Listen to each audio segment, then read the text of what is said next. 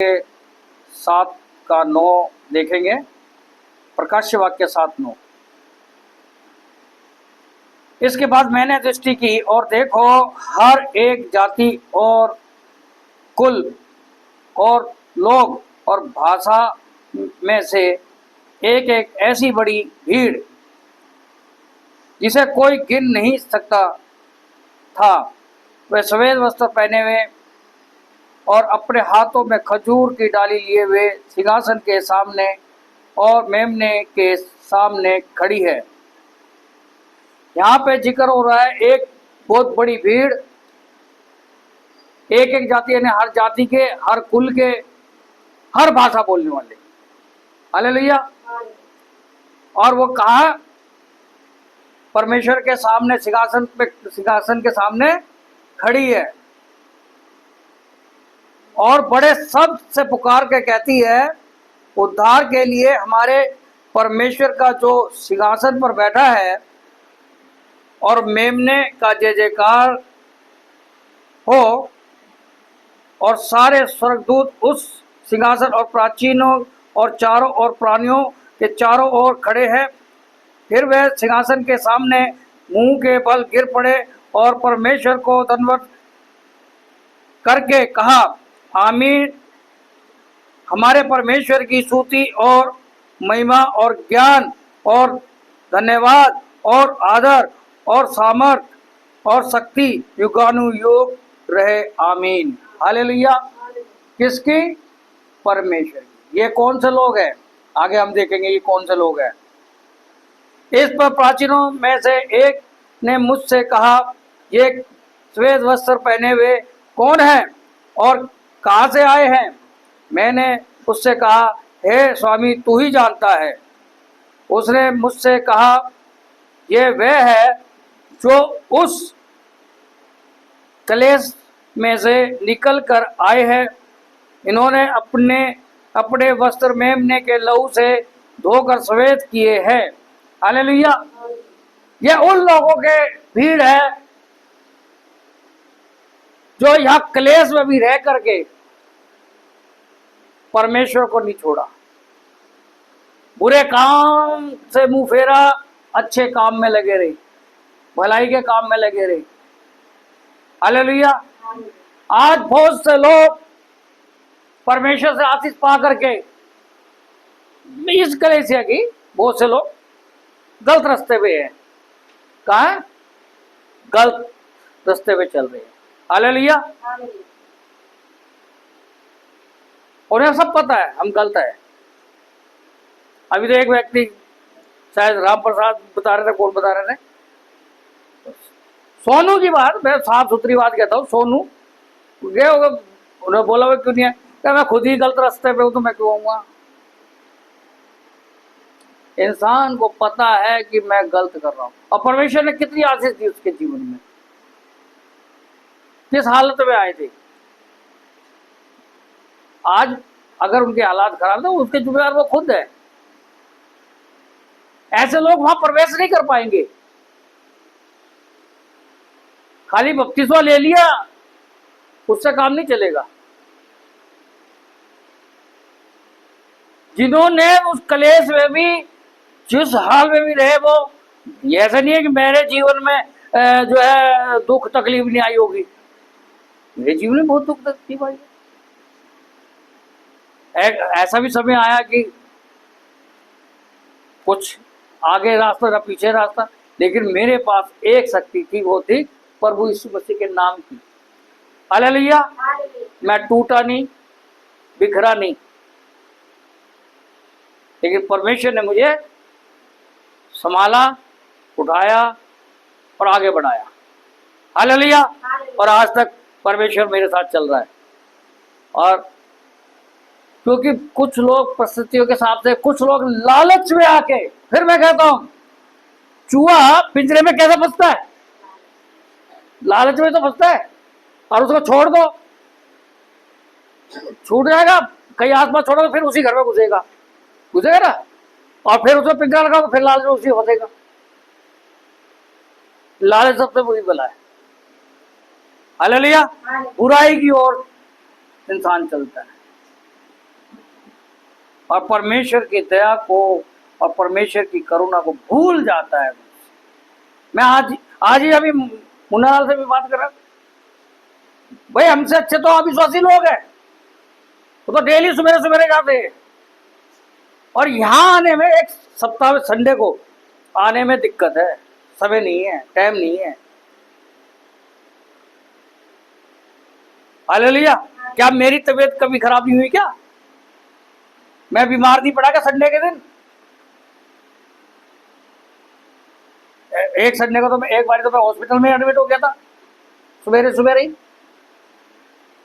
लेकिन पर वे मेरे अंदर थी ना, परमेश्वर लेके आया ना मुझे। हालेलुया।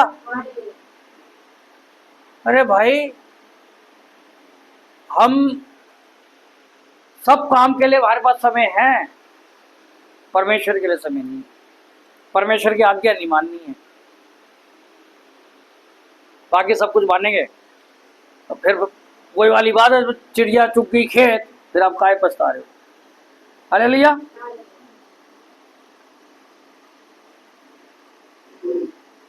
7 का 15 पढ़ रहा हूँ, 15 से, प्रकाशक के 7:15 से। इसी कारण वे परमेश्वर के सिंहासन के सामने हैं और उसके मंदिर में दिन रात उसकी सेवा करते हैं। किस कारण वो परमेश्वर के सिंहासन के सामने है? कि उन्होंने अपने वस्त्र मेले नहीं किए। यानी वस्त्र मेले का मतलब प्रभु यीशु मसीह के पाक लहू से हमारे सारे गुनाह पाप खत्म, और फिर गुनाह पाप में फिर घुसो, फिर वही करो जिस गंदगी से आए उसी गंदगी फिर चले जाओ, फिर बुरे काम करो, फिर गाली गलौज करो, फिर उल्टा सीधा बोलो,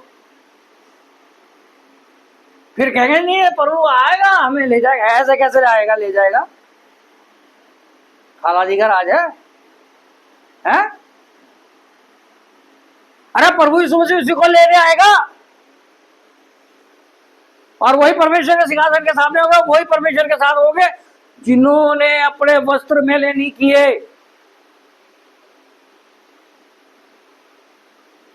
क्योंकि आज चर्चों में क्या है, और बीमार है, क्या हुआ जी? बीमारी ठीक हो गई,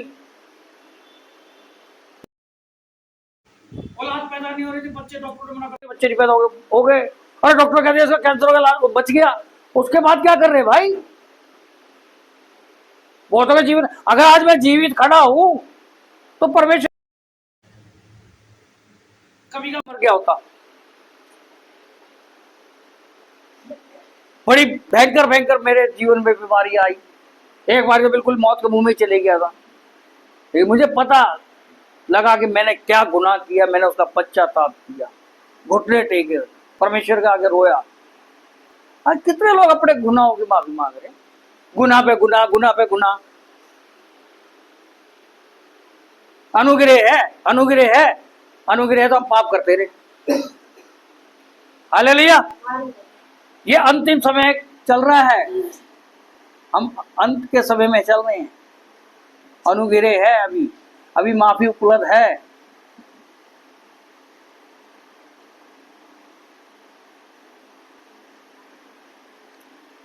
और जो सिंहासन पर बैठा है वह उनके ऊपर अपना तंबू तानेगा। वह फिर भूखे और प्यासे ना होंगे और ना उन पर धूप ना कोई तपन पड़ेगी, क्योंकि मेमना जो सिंहासन के बीच में है उनकी रखवाली करेगा। हालेलुया।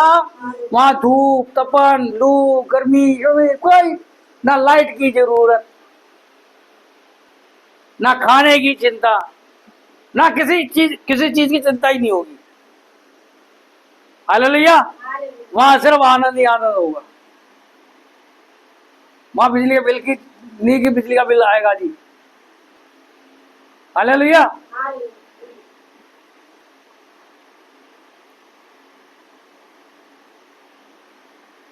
और उन्हें जीवन रूपी जल के सोतों के पास ले जाया करेगा, और परमेश्वर उनकी आंखों से सब।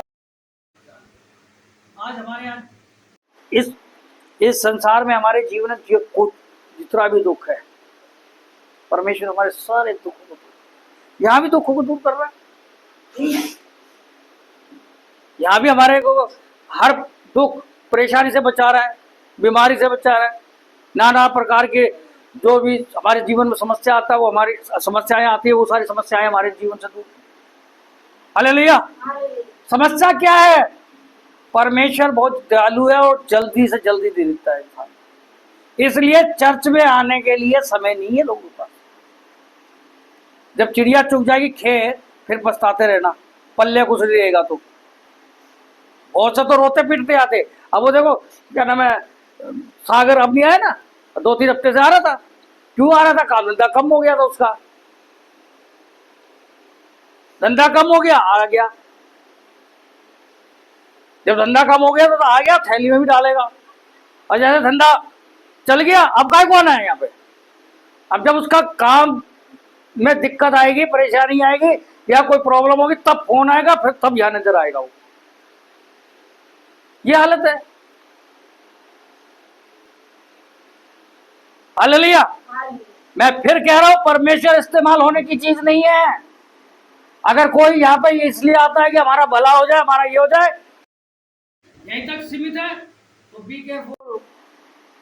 जो परमेश्वर ने दिया, शैतान चुटकी में ले जाएगा, पता नहीं चलेगा, तब डाका पड़ेगा। या तो एक तरफ हो जाओ, शैतान के बने तो शैतान के ही बने रहो भाई, या परमेश्वर के बन जाओ। हालेलुया। यही भविष्यवाणी यशायाह कर रहा है। हालेलुया।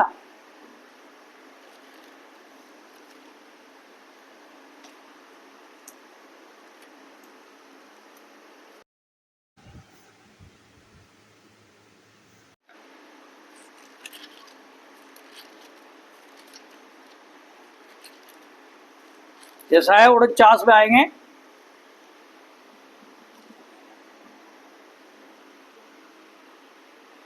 यशायाह 49 का 10 पढ़ रहा हूं। वे भूखे और प्यासे ना होंगे और ना लू, जो अभी लू चल रही है ना गर्मी की, ना लू और ना घाम उन्हें लगेगा, क्योंकि वह जो उन पर दया करता है वही उनका अगुवा होगा और जल के सोतों के पास उन्हें ले चलेगा। हालेलुया। यशायाह भी भविष्यवाणी यही कर रहा है और यूहन्ना भी वही दर्शन देख रहा है।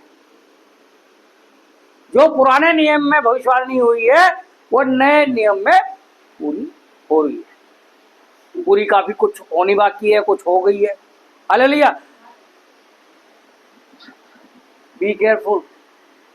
अभी परमेश्वर ने अनुग्रह रखा हुआ है, अनुग्रह का पीरियड है, माफी उपलब्ध है। बाकी आपकी ये सबकी मर्जी है कि हमें कहाँ चलना है, किस राह चलना है। हालेलुया। प्रभु की ओर बने रहोगे, प्रभु में बने रहोगे तो सुरक्षित होगे।